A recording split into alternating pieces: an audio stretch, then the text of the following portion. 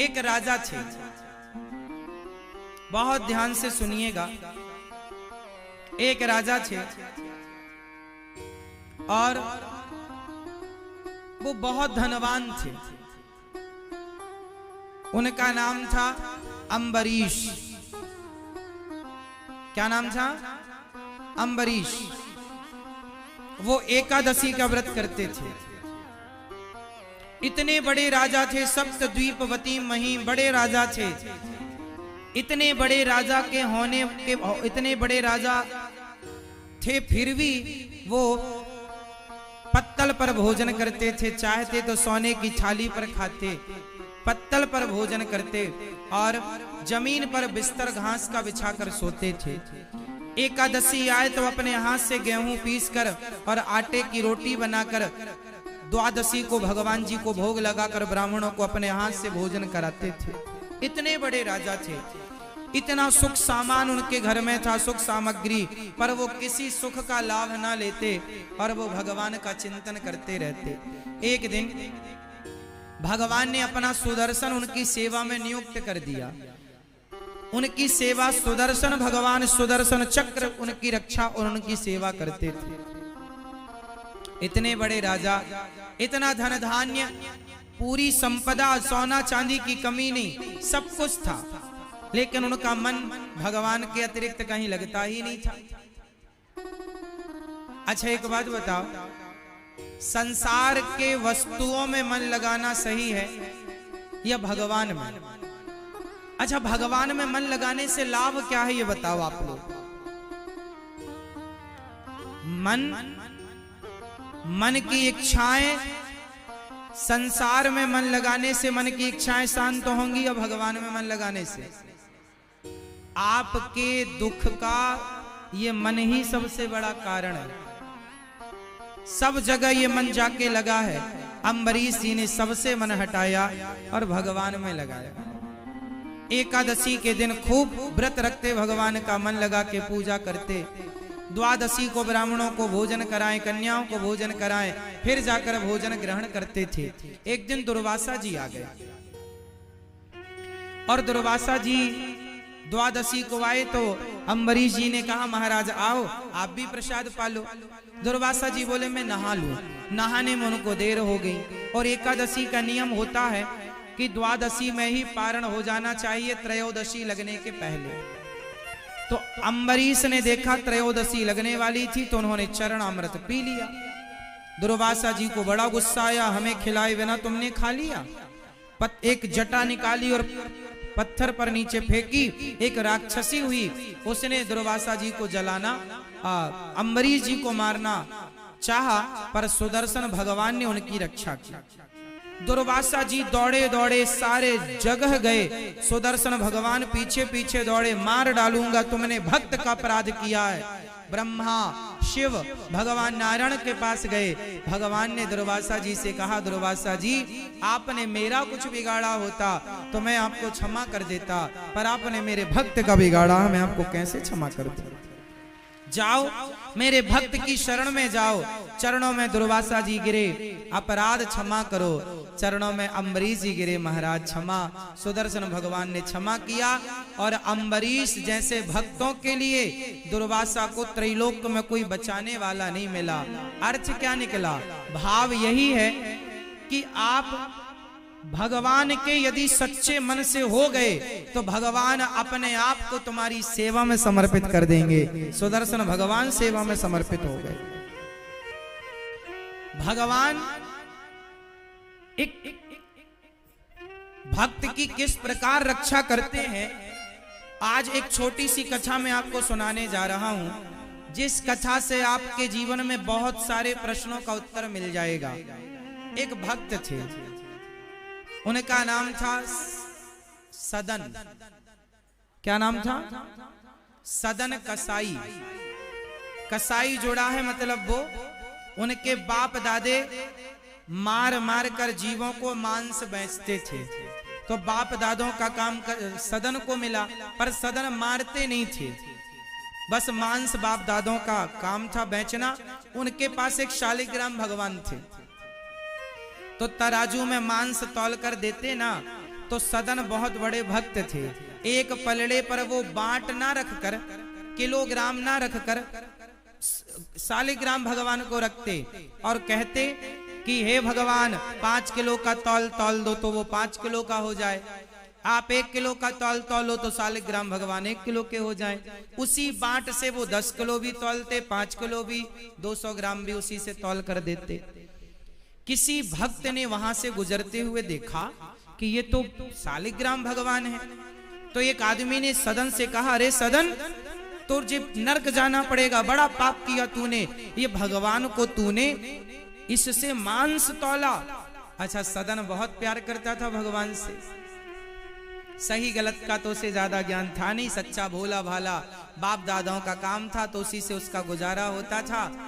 तो वो अपना मांस बेचता था और मारता नहीं था किसी को, और भक्त बहुत बड़ा था। एक पंडित जी ने कहा कि ये तूने बड़ा अपराध किया, मुझे दे शालिग्राम भगवान, मैं पूजा करूंगा। पंडित जी को डर के मारे दे दिया।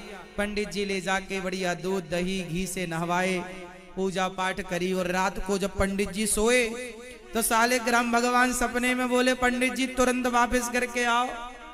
वहां बढ़िया वो हमें रोज तराजू में रख के झूला झुलाता था, रोज हम बढ़िया झूला झूलते थे, तुमने लाके बिठा दिया, तुरंत भेजो हमें वहां, हमें उस भक्त की याद आ रही है, झूला झुलाता था वो हमें रोज। अब पंडित जी बड़े परेशान भये, वाह प्रभु, आप खुद झूला झूलना चाहते हैं तो जाओ। आधी रात को दरवाजा खटखटाया, पंडित जी ने, सदन खोल, ये तेरे भगवान तू संभाल भैया, तेरे भगवान हमारे बस के नहीं है। सदन भगवान शालिग्राम को जब उसने सुना कि ये भगवान मेरे से प्रेम करते हैं, तो उसकी श्रद्धा और बढ़ गई, अपार श्रद्धा जागी। उसने अपने ये दारागार पुत्राप्तान प्राणान वित्तमिमं परम हित्वा माम शरणम याता कथम चांस्तक तुमुत्सहे। भगवान कहते हैं, जिसने अपनी पत्नी पुत्र परिवार मेरे लिए छोड़ा हो, मैं ऐसे भक्तों का कभी त्याग नहीं कर सकता, ऐसे भक्तों को मैं कभी छोड़ नहीं सकता। सदन ने सब छोड़ दिया, सबसे उसकी माया हट गई, सबसे मन हट गया, और शालिग्राम भगवान लेकर वो जगन्नाथ भगवान की ओर चला, जगन्नाथ भगवान का दर्शन करने के लिए। उसे जगन्नाथ भगवान की याद आई और वो जगन्नाथ जी की यात्रा में चला। सदन कसाई चलते चलते चलते चलते एक गांव के बगल से जब गुजरा तो वहां देखा कि शाम हो गई है, आज इस गांव में रुक जाना सही है, क्योंकि सवेरे फिर आगे चलेंगे। तो आज वहां पर एक छोटा सा घर था किसी का, उस घर के बगल में पेड़ था, उस पेड़ की छांव में अपनी आसन लगाई और गांव से कुछ भिक्षा मांग कर लाए, खा पी लिया और अपना लेट गए भगवान का चिंतन। सवेरे जगन्नाथ जी की यात्रा में आगे बढ़ेंगे। जिस घर के बगल में लेटे, उस घर में एक सुंदर सी महिला रहती थी।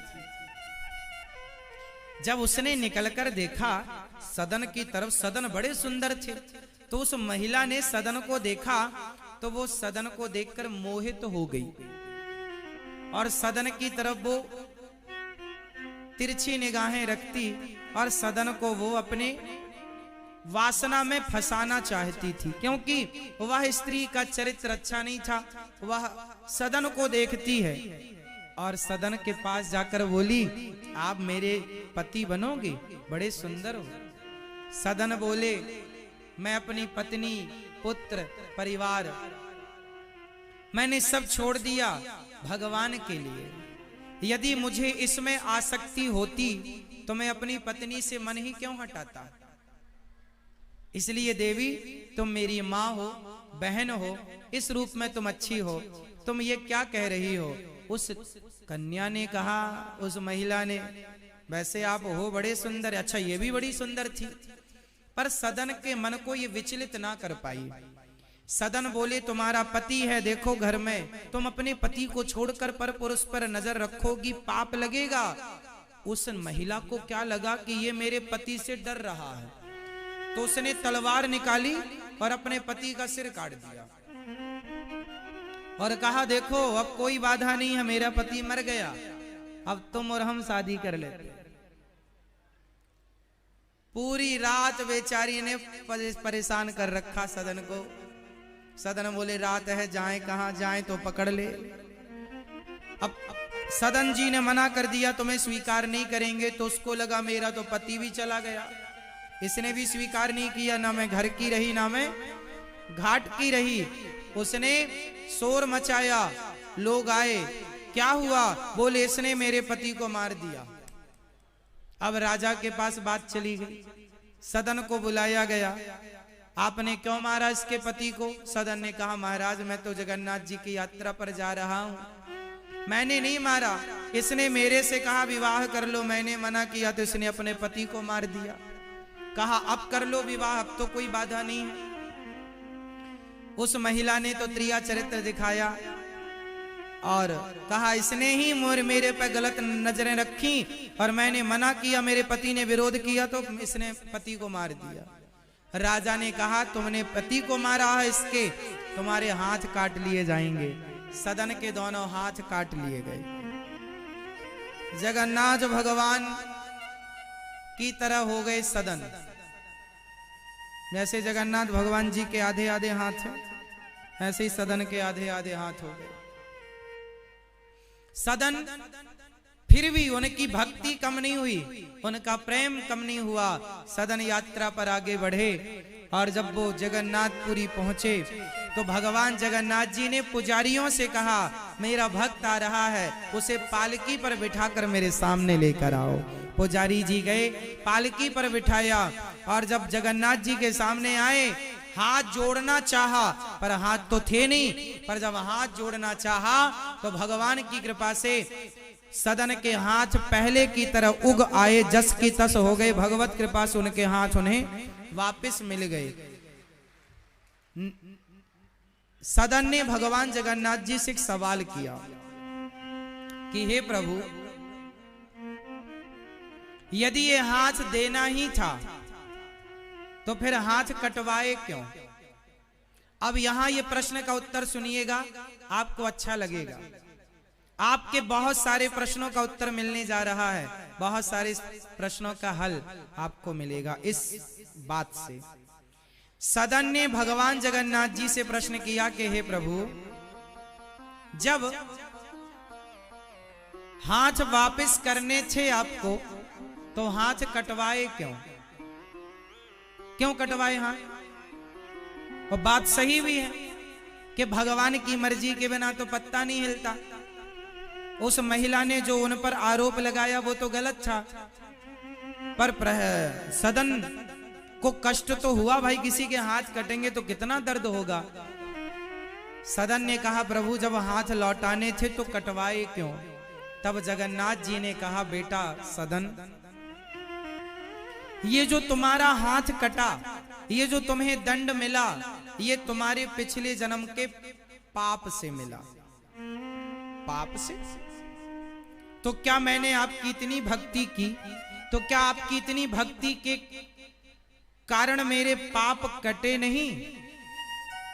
भगवान ने कहा बेटा कुछ पाप तो कट जाते हैं, पर कुछ पाप नहीं कटते। तुमने कुछ ऐसे पाप किए थे जो कट नहीं सकते थे, भोगना पड़ा, पर तुम्हें भोगना तो लंबा था, पर तुम्हारी भक्ति के कारण वो लंबी यात्रा जरा से दिनों में पूरी हो गई। ये कृपा ईश्वर की है। तो महाराज मैंने कौन सा पाप किया था ये भी बता दो। अब जगन्नाथ भगवान ने क्या बात बताई जरा सुनिएगा, और ये सवाल आपके जीवन में सारे प्रश्नों का उत्तर देगा जो आपके जीवन में भी उलझन होती है कि हमने तो पाप किया ही नहीं, पुण्य ही पुण्य किए, फिर भी हमारे जीवन में ये संकट क्यों? आप भी ये सवाल करते हैं, बहुत सारी उलझनें होती हैं। अब ध्यान से सुनो। भगवान जगन्नाथ जी ने कहा सदन, आप पिछले जन्म में एक संत थे, जंगल में बैठे आप समाधि लगाए, तभी जंगल में एक कसाई एक गाय को पकड़कर ले जा रहा था, तो गाय उस कसाई के हाथ से छूट गई और तुम्हारे सामने से गुजरी। तो कसाई ने तुमसे पूछ लिया कि क्या तुमने गाय को यहां से गुजरते हुए देखा है? तो तुमने कह दिया था अपने हाथों को उठाकर हाँ हाँ गाय इस तरफ गई है। और वो कसाई ने तलवार ले रखी थी, तुम्हें पता था कि ये कसाई है, तुमने गाय का सही पता बता दिया, कसाई ने जाकर गाय को पकड़ लिया और गाय की गर्दन काट दी।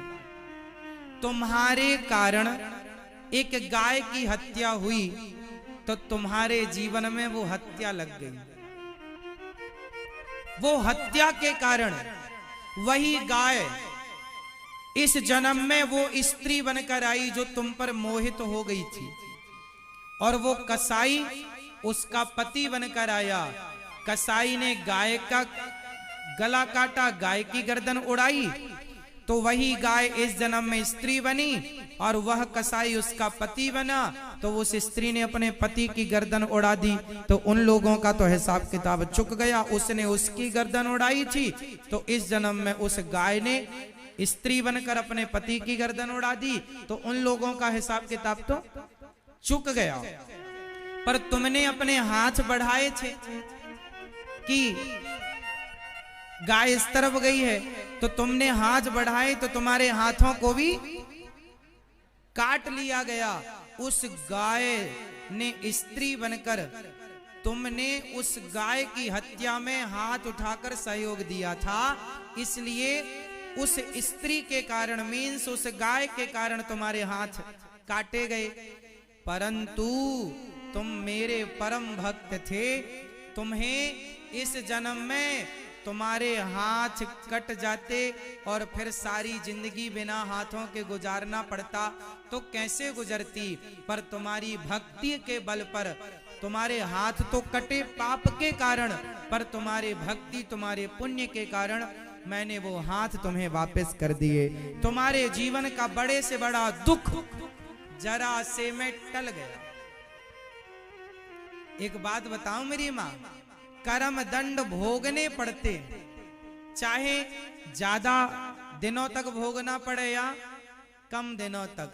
हम जो भी दुख पाते हैं वो दुख हम किसी और के कारण नहीं पाते, हम ही अपने सुख और अपने दुख के जिम्मेदार होते हैं।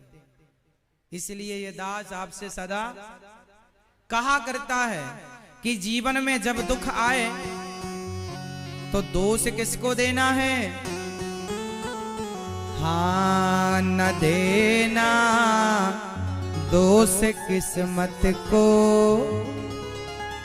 विपत्ति तो सब पे आती है। न देना दोष किस्मत को, विपत्ति तो सब पे आती है। जब आपके जीवन में विपत्ति आए तो किसी को दोष ना देना, ये समझना कि ये हमारे किसी जन्म के पाप का फल है। विपत्ति आई अंधा अंधी पे, लाल श्रवण सपाया है। विपत्ति आई अंधा अंधी पे, लाल श्रवण सपाया है। न देना दोष दशरथ को, विपत्ति तो सब पे आती है। लोग कहते हैं श्रवण के माता पिता को दशरथ जी ने मारा। जो विपत्ति आनी है वो किसी भी बहाने से आकर रहेगी। विपत्ति आई राजा दशरथ पे, राम जब जा रहे थे वन को। विपत्ति आई राजा दशरथ पे, एक राम के पिता मतलब भगवान के पिता पर भी विपत्ति आ गई। जरा देख लो तो आप पर और हम पर आएगी कि नहीं? विपत्ति आई राजा दशरथ पे, राम जब जा रहे थे वन को। न देना दोष कैकेयी को, विपत्ति तो सब पे आती है। न देना दोष कैकेयी को, विपत्ति तो सब पे आती है।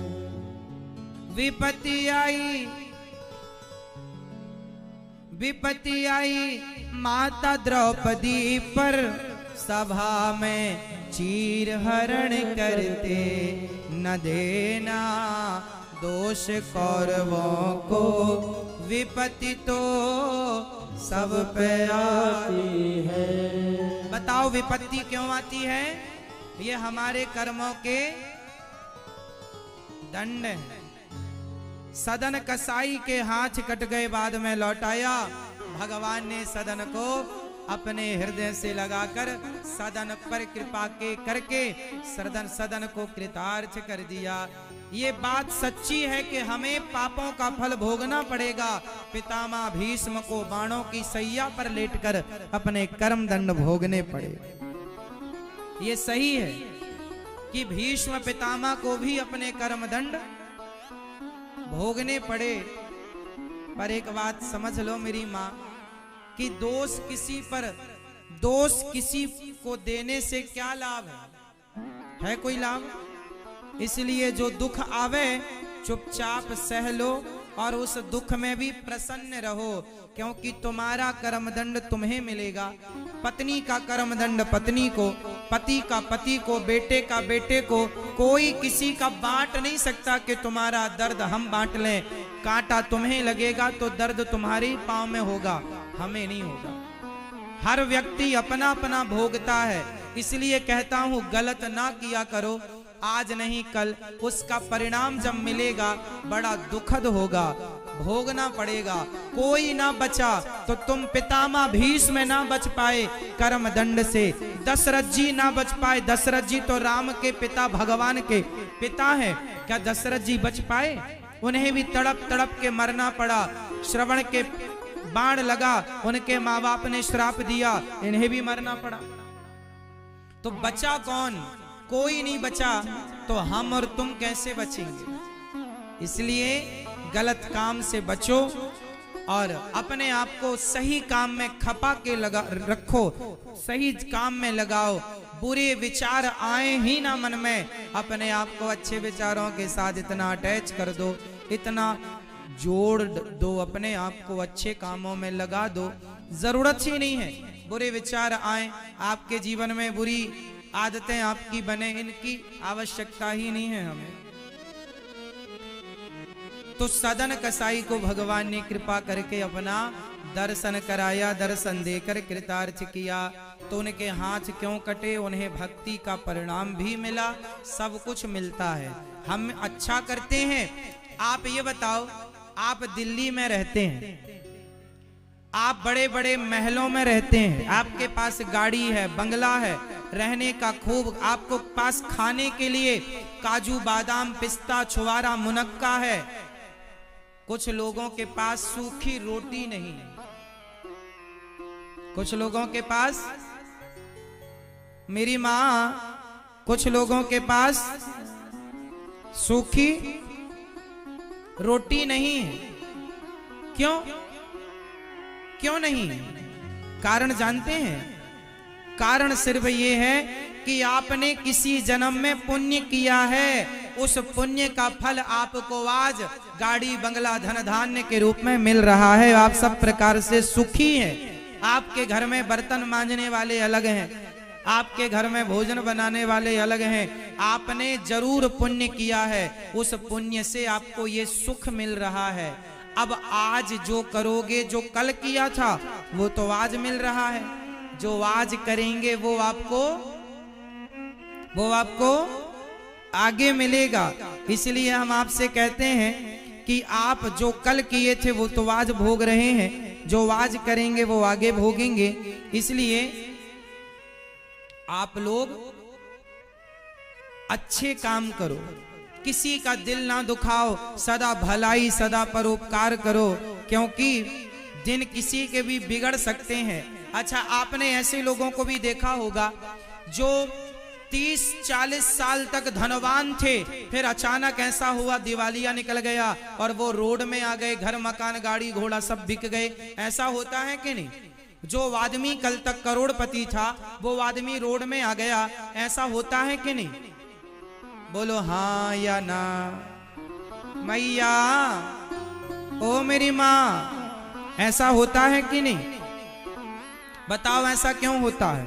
जब आदमी धनवान है तो फिर उसके जीवन में गरीबी क्यों आती है?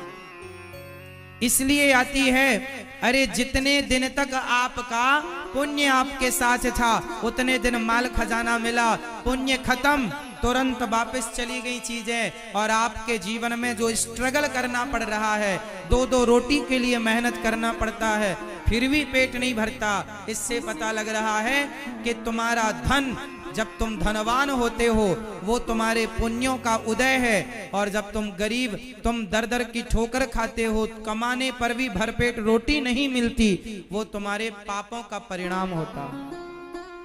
कभी पुण्य उदय होते हैं तो कभी पाप उदय हो जाते हैं। तो आप देख लो कि आप लोगों के अभी क्या उदय चल रहे हैं, बताओ? आपके अभी पाप का उदय है कि पुण्य का? जोर से, जोर से। अभी पुण्य का उदय है। भगवान करें ये पुण्य ही पुण्य रहे, आप पुण्य ही पुण्य करें, आपसे पाप ना हो, है ना? यदि पाप हो जाए, हम कहते हैं जीवन में जब धन आए ना, तो धन आए तो खूब धर्म करो, खूब धर्म करो। धन चला जाएगा, धर्म साथ रहता है हमारे। इसलिए धन हमें किस में खर्च करना चाहिए? परोपकार में, समाज की सेवा में, और हमें अच्छे काम में अपने धन को लगाना चाहिए। महाभारत का युद्ध हुआ है सिर्फ दुर्योधन की गलती से। गलती तो धृतराष्ट्र की भी है, धृतराष्ट्र पावर में है, पिता है, पर जिद्दी कौन है? दुर्योधन। अच्छा ये बताओ, आपको दुर्योधन जैसा बेटा चाहिए कि अर्जुन जैसा? हाँ, अर्जुन। दुर्योधन जैसा चाहिए? अच्छा, माँ बाप कैसे होने चाहिए? धृतराष्ट्र जैसा बाप चाहिए क्या आपको? तो गांधारी जैसी मां चाहिए क्या आपको? धृतराष्ट्र और गांधारी जैसी मां किसी को ना मिले। जब मां गांधारी होती है और धृतराष्ट्र जैसा बाप होता है, तब संतान दुर्योधन जैसी होती है। समझिएगा, ये महाभारत की कथाएं केवल सुनने और सुनाने की नहीं है, सीखने की है। हम अपने जीवन में इन कथाओं से बहुत बहुत कुछ सीख सकते हैं, यदि सीखना चाहें तो। महाभारत में एक आपने कथा सुनी होगी कि भगवान श्री कृष्ण गए थे शांति का प्रस्ताव लेकर। धृतराष्ट्र से कहा था कि पांडवों को रहने के लिए दुर्योधन 5 गांव दे दो। दुर्योधन ने कहा, मैं सुई की नोक बराबर जमीन भी नहीं दूंगा, मैं सुई की नोक बराबर जमीन भी नहीं दूंगा। धृतराष्ट्र को भगवान ने अपना स्वरूप दिखाया। आपको पता है भगवान ने धृतराष्ट्र को आंखें दी थी और अपना रूप दिखाया था कि देख लो मैं कौन हूं, मैं कोई सामान्य इंसान नहीं हूं। समझाया था, बताया था, लेकिन धृतराष्ट्र पुत्र मोह में इतने पागल हो चुके थे, उन्हें कुछ भी नहीं दिख रहा था। ना वो सुनने को तैयार थे, ना वो देखने को तैयार थे, और पुत्र मोह ने उनका सर्वनाश कर दिया। अब देखो, भगवान शांति दूत बन के गए हैं, युद्ध रोकना चाहते हैं, लेकिन दुर्योधन की जिद है कि नहीं, युद्ध होने दो, मैं सुई की नोक बराबर जमीन भी नहीं दूंगा। अच्छा एक बात बताओ, दुर्योधन और पांडव ये कौन कौन लोग थे? कौन थे ये लोग? जोर से। इनका संबंध क्या था आपस में? ये रिश्ते में क्या थे? महाभारत का युद्ध किन लोगों के बीच में हुआ था? भाइयों के बीच में हुआ था, चाचा और ताऊ के बच्चों में हुआ था। दुर्योधन धृतराष्ट्र का बेटा और पांडु के पुत्र पांडव, और पांडु और धृतराष्ट्र ये सगे भाई हैं। सगे भाई के बच्चों में युद्ध हो रहा है महाभारत का। और आज ये बताओ, हमारे देश में आज भी भाई भाई का युद्ध हो रहा है कि नहीं? तो महाभारत खत्म हो गया ऐसा नहीं है, अभी भी चल रहा है। और ये महाभारत अभी इसलिए चल रहा है क्योंकि आप लोग महाभारत की कथा से कुछ सीखते नहीं। यदि सीख लेते तो आपके युद्ध बंद हो जाता। आज हमारे देश में सबसे ज्यादा झगड़ा किसका है? भाई भाई का ही तो है। और यहाँ महाभारत का युद्ध भी भाई भाई में हुआ। अब यहाँ ये देखना है कि गलती किसकी है। आपके घर में जब भाई भाई का झगड़ा होता है तो गलती किसकी होती? अच्छा बताओ, आज सामान्य घर में जब भाई भाई का झगड़ा होता है तो गलती किसकी होती है? बड़े भाई की या छोटे भाई की? बोलो। किसी घर में बड़े भाई की होती है, किसी घर में छोटे भाई की, या किसी घर में दोनों की हो सकती है। ये आपका उत्तर होगा।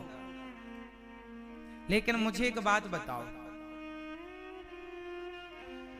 कि यदि बड़ा भाई समझदार हो और छोटा समझदार हो, यदि भाई भाई राम और भरत जैसे भाई हो जाएं, तो बताओ हमारे देश में कोर्ट कचहरी में करोड़ों की मात्रा में भाई भाई का केस है। करोड़ों भाइयों का आज कोर्ट कचहरी में केस चल रहा है। यदि राम और भरत की तरह भाइयों में ये संस्कार आ जाए और प्रेम हो जाए तो कितने केस समाप्त हो जाएंगे अपने आप, केवल प्रेम के जागते हैं। जो भाई एक साथ एक थाली पर खाने वाले थे वो आज एक दूसरे की जान के दुश्मन है। और तुम भाई भाई कोर्ट कचहरी करोगे तो नुकसान किसका है? तुम दोनों का नुकसान है भाई। वकील को तुम्हारा भी पैसा लगेगा, भाई का भी लगेगा।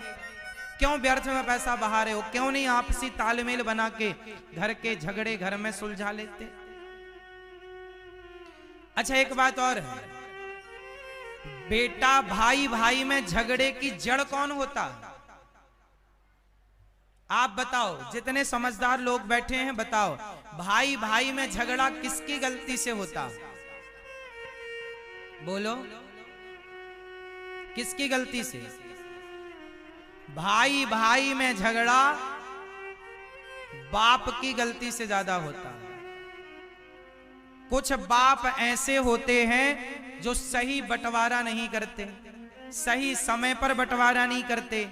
बिना बंटवारा किए बुढ़ऊ मर गए, तुम तो मर गए आराम से, अब तुम्हारे बच्चे मर रहे हैं। इसलिए तुम काहे नहीं बंटवारा कर दे रहे हो समय से?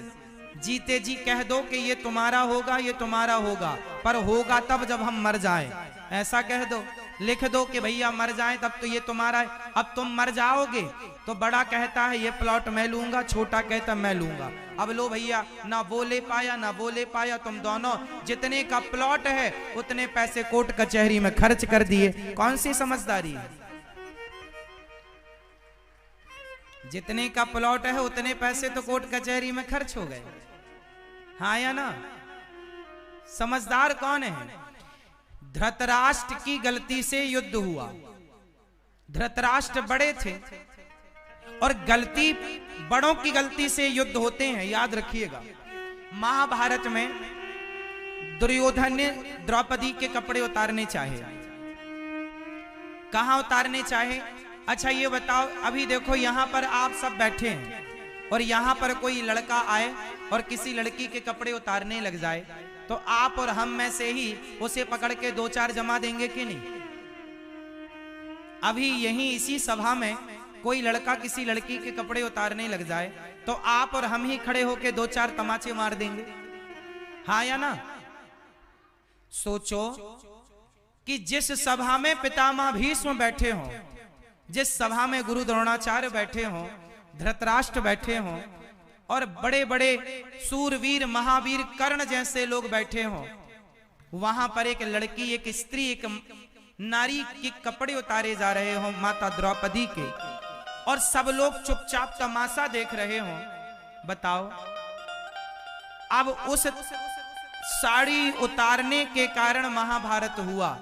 यदि ये साड़ी रोक देते, दुर्योधन को दो चार तमाचा मार देते, बड़े बुजुर्ग में जो भी थे, चाहे धृतराष्ट्र मार देते, चाहे पितामह मार देते, यदि ये बड़े लोग खड़े होके दो चार जूता मार देते ना दुर्योधन के गाल में, तो महाभारत टल जाता कि नहीं? बोलो हाँ या ना? बोलो हाँ या ना? तो किसकी गलती से महाभारत हुआ? बच्चों की गलती से नहीं, बड़ों की गलती से। और आज भी घर घर में जो युद्ध होता है भाई भाई का, जेठानी देवरानी का, उसमें कहीं ना कहीं ये तो बच्चे हैं, लड़ेंगे।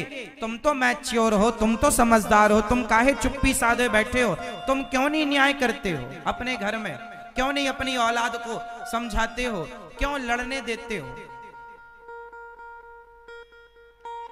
सही समय पर बंटवारा ना करना, सास का एक बहू से ज्यादा लगाव हो जाना, एक बहू को सब देना, एक बहू से कुछ ना, एक बहू को कुछ ना देना, ये सारे कारण युद्ध के जिम्मेदार होते हैं। आज की सासों को आपने देखा होगा, ये सास भी ना एक बहू के पक्ष में चली जाती है, एक बहू को सारे सब कुछ दे देती है, दूसरी बहू बेचारी ताकती रहती है। इसलिए बेटे, दो माँ बाप को चाहिए कि बच्चों के साथ न्याय। मैया आप क्या कह रही हो? आपने एक कोई दिया तो नहीं है सब कुछ? यदि दो बच्चे हैं आपके तो दोनों को ठीक ठीक बंटवारा करो। भाई माँ बाप की संपत्ति पर दो बेटे हैं या चार बेटे हैं, सबका बराबर अधिकार है। और हम तो बच्चों से कहेंगे आप अपने आप को इतना योग्य बनाओ कि आपको माँ बाप की संपत्ति की जरूरत ना पड़े, सिर्फ माँ बाप के आशीर्वाद की जरूरत पड़े। अपने आप को इतना काबिल बनाओ तो ये सारी बातें कहने की जरूरत ना पड़े। पर कुछ बातें इसलिए कही जाती हैं क्योंकि सबको थोड़ा थोड़ा ये तो लगता ही है कि भाई माँ बाप की निशानी थोड़ी ही मिले, पर मिले तो वो आप सबका धर्म है कि आपका बच्चा भला योग्य है, भले कमाता है।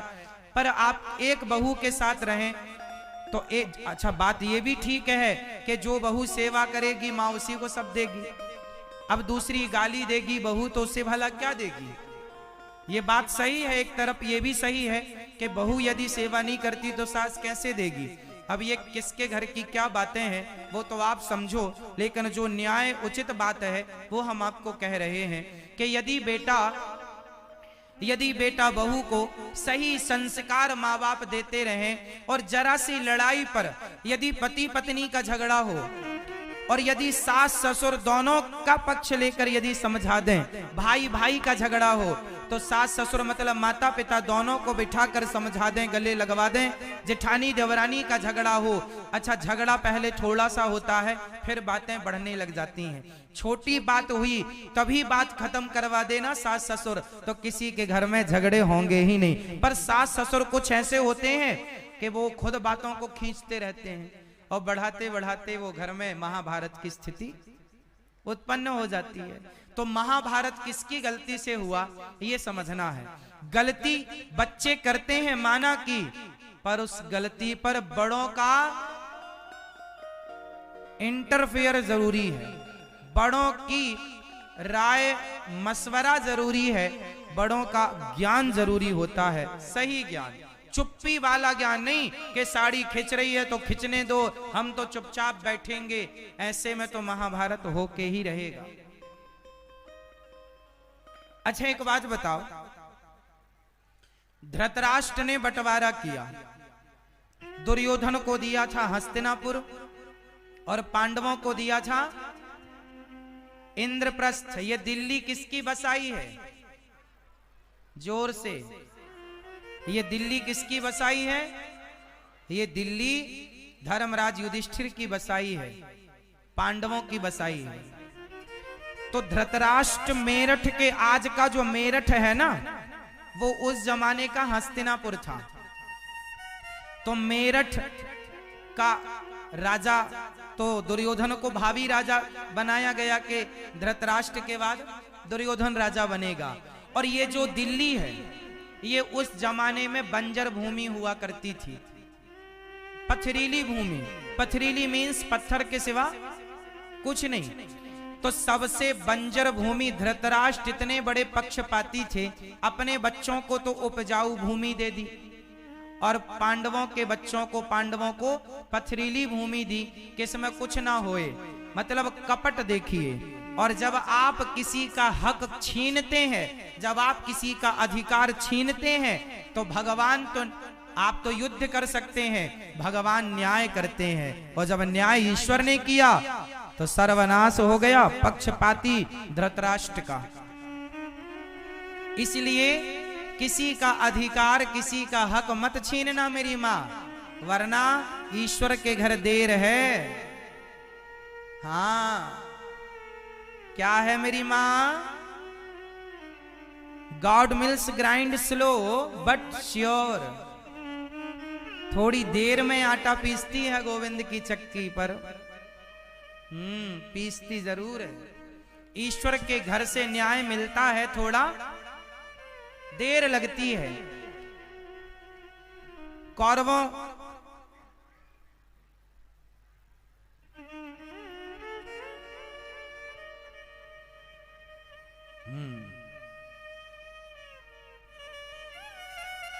तो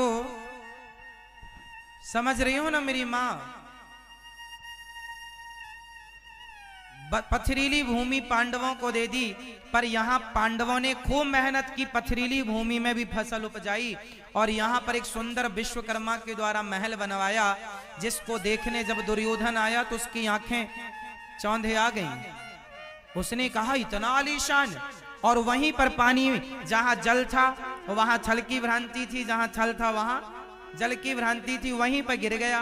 तो द्रौपदी ने हंस दिया, अरे ये अंधों के अंधे ही होते हैं, अंधों के।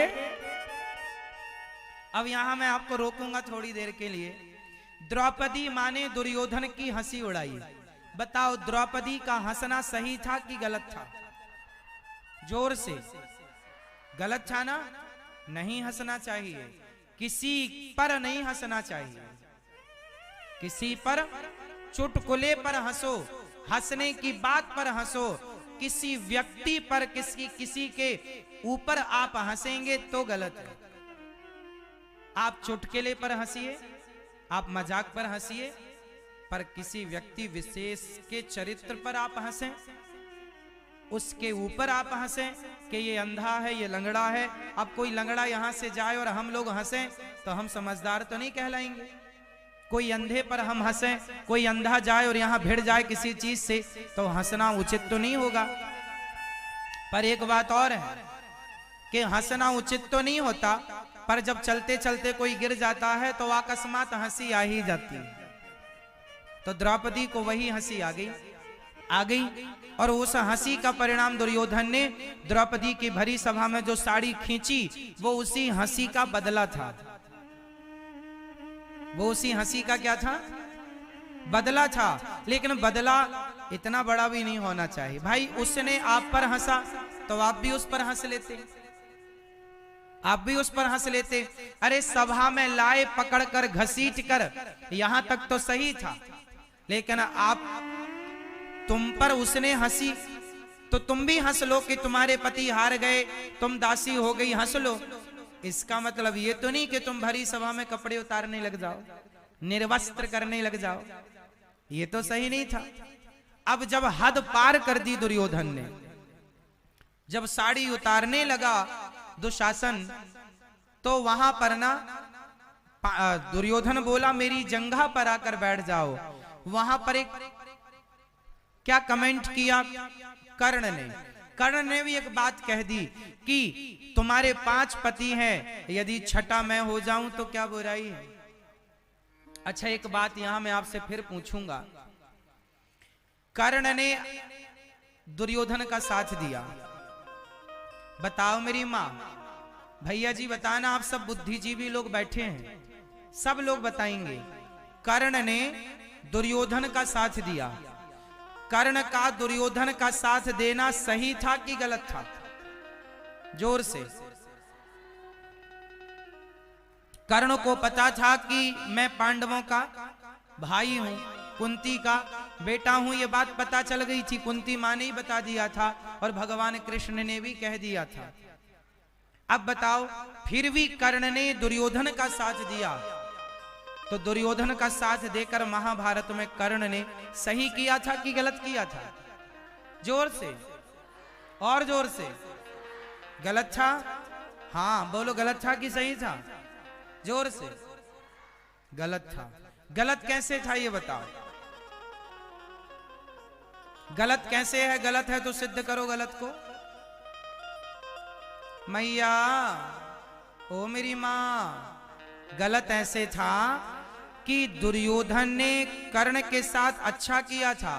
दुर्योधन ने कर्ण को अंग देश का राजा बनाया था, तो वो एक दूसरे के मित्र थे और मित्र का साथ देना सही है। पर मित्र का साथ देना सही है, पर मित्र गलत करे, गलत रास्ते पर जाए, तो क्या मित्र का ये धर्म नहीं है कि तुम अपने मित्र को समझाओ कि मित्र ये गलत है? क्या मित्र को समझाना सही नहीं था? दुर्योधन को समझाता ना, कर्ण जी समझाते कि भरी सभा में तुम द्रौपदी के कपड़े उतार रहे हो, ये सही नहीं है। शायद समझाता, कर्ण समझाते तो दुर्योधन समझ जाता, तो ये अपमान ना होता, यह महाभारत ना होता। आपका मित्र सही करे और आप उसका सही में साथ दें तब तो अच्छा है। यदि गलत करे तो आप अपने मित्र को गलत करने से रोकें, ये मित्रता है। ये नहीं कि तू गलत कर रहा है तो मैं साथ दूंगा, भले तू गलत कर रहा है। गलत में मित्र का साथ देना ये तो दुश्मनी हो गई। अब आपका मित्र मर्डर कर रहा है और आप भी बोले तू मेरा दोस्त है, तू मर्डर कर रहा है, चल मैं भी तेरा हाथ बटाता हूं। नहीं, ये दोस्ती नहीं है कि आप उसका गलत में साथ दें। रोको भाई, ये गलत काम मत करो। हम तुम्हारे दोस्त हैं तो तुम्हें सही रास्ता बताएंगे, तुम्हारा सही मार्गदर्शन करेंगे। ये नहीं कि तुम्हारे गलत में तुम्हारा साथ देंगे। दोस्ती का अर्थ ये नहीं होता कि आप गलत में अपने मित्र का साथ दें। क्यों मेरी माँ? तो कर्ण को समझाना था दुर्योधन को, पर कर्ण भी ना समझाए। और कर्ण ने, अच्छा, कर्ण के अंदर एक इच्छा रह गई थी। कर्ण ना अपने आप को सबसे श्रेष्ठ धनुर्धर बताना चाहते थे। उन्हें पता हो गया था कि अर्जुन मेरा भाई है। अब आपको पता हो जाए कि आपका भाई अर्जुन है और आप फिर भी अर्जुन को मारना चाहें। क्यों मारना चाहते थे कर्ण अर्जुन को? क्योंकि अर्जुन सर्वश्रेष्ठ धनुर्धर थे। तो कर्ण को लगा यदि ये मर गया तो मैं सबसे श्रेष्ठ धनुर्धर हो जाऊंगा। उस चक्कर में अपने भाई को मारना चाहते थे और भतीजे को मार दिया। अर्जुन का बेटा अभिमन्यु, जब अभिमन्यु की हत्या हुई तो वहां 7 महारथियों में कर्ण भी थे। क्या कर्ण रोक नहीं सकते थे कि ये तो बच्चा है, इसे क्यों मारते हो? चक्रव्यूह में फंसाकर उस बच्चे को, जिसके हाथ में कोई अस्त्र शस्त्र नहीं था, उसे मार दिया। जबकि युद्ध का नियम था कि योद्धा के हाथ में अस्त्र शस्त्र ना हो तो आप उस पर प्रहार नहीं कर सकते। सारे नियम किनारे रख दिया और कर्ण ने इसलिए मारा कि ये अर्जुन का बेटा, मतलब अपने भतीजे को मार दिया। इतनी ईर्ष्या तो नहीं होनी चाहिए थी। मुझे लगता है आज किसी इंसान के अंदर इतनी ईर्ष्या शायद ना हो जितनी ईर्ष्या कर्ण ने रखी। कर्ण को, भाई आपको पता लग जाए कि ये आपका भाई है, बताओ आप उसे मारेंगे? बोल दो, उत्तर दो। आपको पता लग जाए कि ये आपका सगा भतीजा है, आप मारेंगे अपने भतीजे को? पर कर्ण ने मारा। क्यों मारा? एक इच्छा थी कि मैं सर्वश्रेष्ठ योद्धा हो जाऊं। ये जो आपकी चाह है ना मेरी माँ, ये जो आपकी इच्छाएं है ना बड़ा बनने की, ये बड़ा बनने की इच्छाएं आपसे बहुत घटिया काम कराती हैं, बहुत घटिया काम कराती हैं। इसलिए बड़ा वो नहीं है जो बड़ा होने के लिए कुछ भी करे, मार भी डाले किसी को, भाई को, भतीजे को, सबको मार कर बड़ा बन के करोगे क्या? महाभारत से ये सीखना है आजकल के बच्चों को। आजकल के लोग भी ऐसी काम करते हैं। कितने आपने देखा होगा, भतीजे को मार डाला, गोली मार दी, भाई को गोली मार दी, धन प्रॉपर्टी के कारण गोली मार दी। ये कर्ण, ये दुर्योधन कहीं गए नहीं। आज भी समाज में आपको ऐसी क्वालिटी के लोग मिल जाएंगे। महाभारत सीखने के लिए, महाभारत जीवन में चरितार्थ करने के लिए उतार डालो महाभारत को जीवन में। जो गलती महाभारत में हुई है वो गलती आपके और हमारे गृहस्थ जीवन में ऐसा कोई निर्णय मत लो कि वो गलती दोहराई जाए। गलती ना हो। किसी भी प्रकार की। कर्ण गलती किए ना, जब उनकी मृत्यु हुई। अच्छा, कर्ण भगवान के बहुत बड़े भक्त भी थे। कर्ण भगवान के कौन थे? जोर से, भक्त थे। जब कर्ण को बाण लग गया और जब जमीन पर गिर पड़े तो भगवान कर्ण की परीक्षा लेने गए। कर्ण सबसे बड़े दानी भी हैं। क्या दान करते हैं कर्ण? कर्ण क्या दान करते हैं? स्वर्ण दान करते हैं। जब कर्ण की छाती पर बाण लग गया था अर्जुन का, और जब मरने लगे तो भगवान ब्राह्मण का रूप बना के गए, मेरी बेटी का विवाह है, भैया कुछ दे दो। अब सोचो, जिसकी छाती में बाण लगा है, आप उससे कुछ दान मांगे, बताओ कौन देगा? दर्द से कराहेगा। पर धन्य थे कर्ण, जिन्होंने कहा कि मैं हाँ आपको देता हूं। अब तो कुछ बचा नहीं है, सब दे डाला था पहले। अपने सोने का रथ पहले ही दे दिया था कि मैं मर जाऊं तो ये रथ तुम ले लेना, बांट देना, समाज की सेवा में लगाना। क्या दूं अब तुम्हें पंडित जी? तो उनके दांत में सोना लगा था, तो पत्थर से दांत तोड़कर मरने के पहले कर्ण ने दिया। तब भगवान वो ब्राह्मण के रूप में भगवान से प्रकट हो गए श्याम सुंदर। वाह कर्ण, धन्य है, इस धरती पर तुम्हें दानवीर के नाम से दुनिया जानेगी। भगवान ने दानवीर नाम दिया कर्ण को। तुमने मरते समय भी दान दिया है, बताओ तुम्हारी अंतिम इच्छा क्या है? कर्ण ने कहा, प्रभु मेरा संस्कार ऐसी जगह पर हो जहां आज तक किसी की मृत्यु ना हुई हो और किसी का संस्कार ना हुआ हो। तब भगवान ने कर्ण को अपनी हथेली पर भगवान ने कर्ण का संस्कार किया था, अपना विराट स्वरूप दिखाकर। भगवान की हथेली पर कर्ण का, भगवान इतना प्रेम करते थे कर्ण से कि कर्ण की हथेली को भगवान ने अपनी हथेली पर कर्ण का संस्कार किया, इतना प्रेम करते थे। लेकिन कुछ नीतियां गलत थी कर्ण की, इसलिए भगवान ने दूरी बना ली। इसलिए ये बात कही जाती है। बस आप लोगों से ये प्रार्थना है, आप कितने भी धर्मात्मा क्यों ना हो, आप कितने भी श्रेष्ठ और अच्छे क्यों ना हो, पर आपके जीवन का एक गलत निर्णय आपको सारी जिंदगी परेशान कर सकता है। इसलिए गलत डिसीजन लेना छोड़ दीजिए और आपस में प्रेम मोहब्बत से रहना सीखिए। इस लड़ाई झगड़े का परिणाम देखो ना, महाभारत का युद्ध हो गया, कितनी हानि हुई। इस महाभारत ने युद्ध कोई भी लड़े मेरी मां, सुख नहीं मिलता युद्ध से। गांधारी मां ने पट्टी उतारी थी अपनी एक बार, दुर्योधन कल तू सारे कपड़े उतार के आ जाना, मैं तेरे निर्वस्त्र शरीर को देखूंगी, तेरा शरीर वज्र का हो जाएगा। दुर्योधन आया तो भगवान ने रास्ते में रोक के उसे कमर ढकवा दी थी। गांधारी मां ने आंखों की पट्टी उतारी तो है, पर दुष्ट दुर्योधन को बचाने के लिए, काश द्रौपदी की लाज बचाने के लिए पट्टी उतारी होती मां गांधारी ने, तो आज सर्वनाश ना होता माता गांधारी का, 100 के 100 बच्चे ना मरते। इसलिए आप लोग ना कई बार आंखों की पट्टी उतारने में देर कर देते हैं, जैसे माता गांधारी ने देर कर दी। आप भी अपने बच्चों को सही संस्कार दीजिए। यदि संस्कार देने में देर कर दी तो फिर आंखों की पट्टी उतरी तो सही, पर देर से उतरी। अब पछताए होत क्या जब चिड़िया चुग गई। इसलिए आंखों की पट्टी जरा समय से उतार लो, बच्चे सही रास्ते पर चलें, आपके घर में महाभारत की स्थिति ना बने।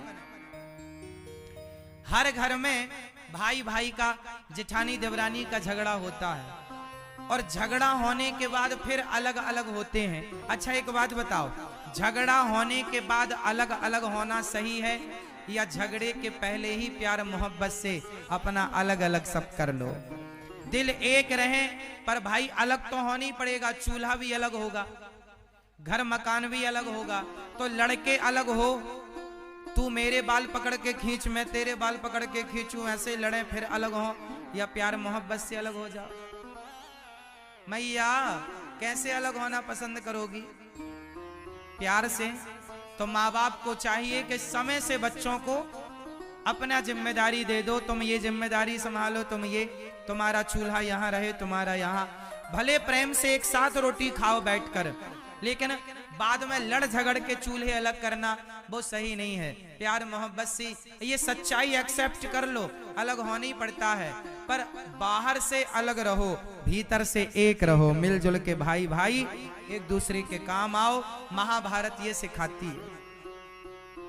कहीं आप निर्णय लेने में जरा सी देर ना कर दे, है ना मेरी माँ। महाभारत का युद्ध हुआ, 99 कौरव मारे गए, दुर्योधन मृत्यु की सैया पर पड़ा है। द्रौपदी के 5 बच्चे सो रहे थे। उन 5 बच्चों को प्रतिविंध्य, सुत, सोम, श्रुतकर्मा, शतानीक और श्रुतसेन, ये 5 पुत्र थे द्रौपदी मां के। 5 पांडवों से हुए थे। अच्छा, द्रौपदी के कितने पति थे? जोर से। द्रौपदी के एक ही पति था, पर आप कुछ बात ना समझने के कारण 5 पति कहते हैं। द्रौपदी के एक ही पति हैं। 5 पति किस प्रकार हुए जरा समझिएगा। द्रौपदी पंच कन्याओं में एक कन्या है। द्रौपदी कैसे रहती थी?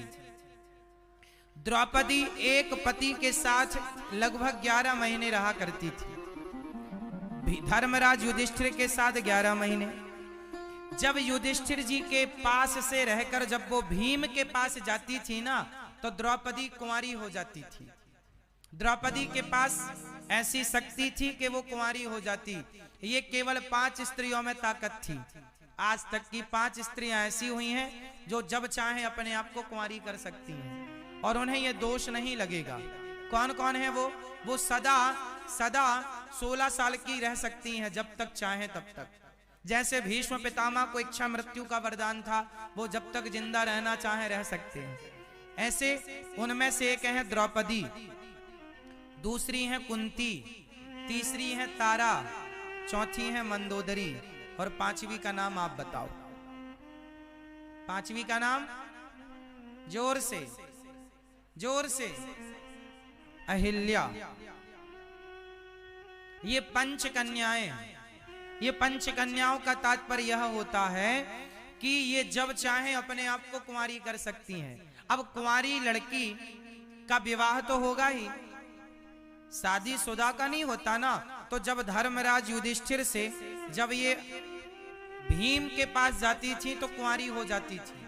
भीम से अर्जुन के पास जाए 11 महीने बाद, इनके 5 पति ऐसे थे कि 1 साल के लिए ए, 1 साल के लिए ए, और जब एक से दूसरे पर जाए तो कुंवारी हो जाती थी।